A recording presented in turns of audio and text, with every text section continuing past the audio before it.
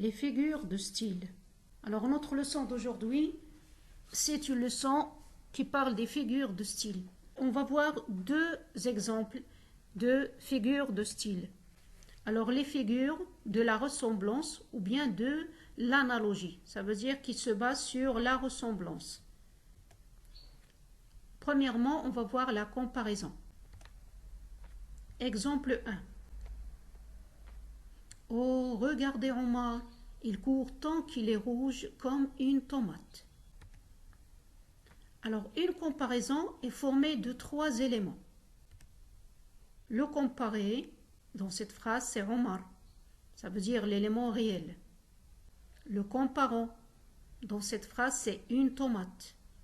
L'image à laquelle nous fait penser l'élément réel. Puis, le troisième élément, c'est l'outil de comparaison. Dans notre phrase, c'est comme. Alors, quel est le point commun entre Omar et la tomate? Donc, le point commun entre Omar et la tomate est la couleur rouge. Donc, la comparaison, s'il vous plaît, c'est comparer deux éléments ou bien rapprocher deux éléments pour en faire sortir un point commun. On passe à l'exemple 2. Ce vieillard avance si lentement qu'il est pareil à une tortue.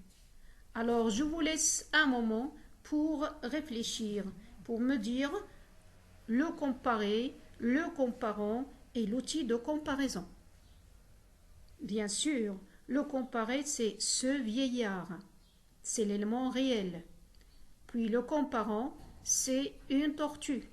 C'est l'image à laquelle nous fait penser l'élément réel.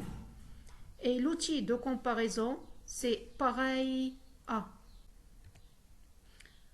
Alors, bien sûr, ici, le point commun entre ce vieillard et la tortue, c'est la lenteur.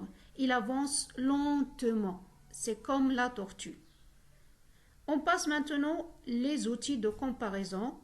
Donc, il y a comme, pareil à, tel, ressembler à, semblable, comme si.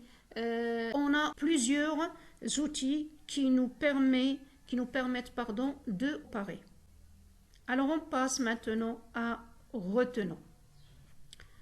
Retenons, la comparaison, c'est rapprocher deux réalités différentes au moyen d'un outil de comparaison afin d'en sortir un point commun.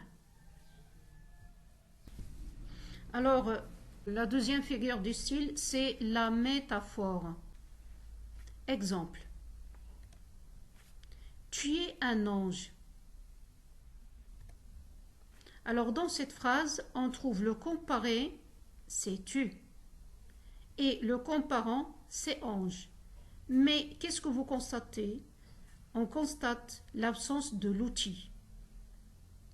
Alors, lorsqu'on a un comparé et un comparant, mais on n'a pas d'outil, on appelle cette figure la métaphore.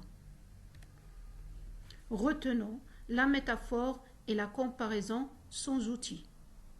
Alors, on passe à un exercice d'application.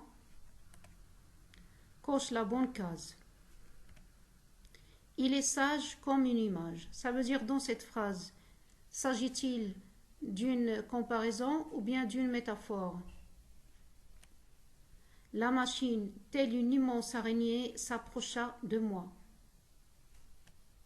Cette femme est une rose. Il avance ainsi qu'une tortue.